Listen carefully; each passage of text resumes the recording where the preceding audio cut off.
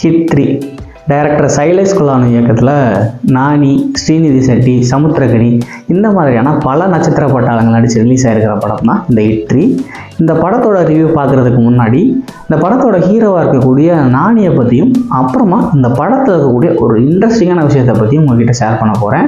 அது என்ன அப்படின்னு தெரிஞ்சுக்கிறதுக்கு முன்னாடி இது மாதிரியான சினிமா ரிலேட்டடான அப்டேட்ஸ், மூவி ரிவ்யூஸ்லாம் தெரிஞ்சுக்கணும் அப்படின்னு ஆசைப்பட்டீங்கன்னா நம்ம சேனலை மறக்காமல் சப்ஸ்கிரைப் பண்ணிக்கோங்க.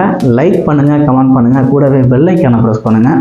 முக்கியமாக மூவிஸ்லாம் விரும்பி பார்க்குற உங்கள் ஃப்ரெண்ட்ஸ்க்கு இந்த வீடியோவை மறக்காமல் ஷேர் பண்ணி விடுங்க.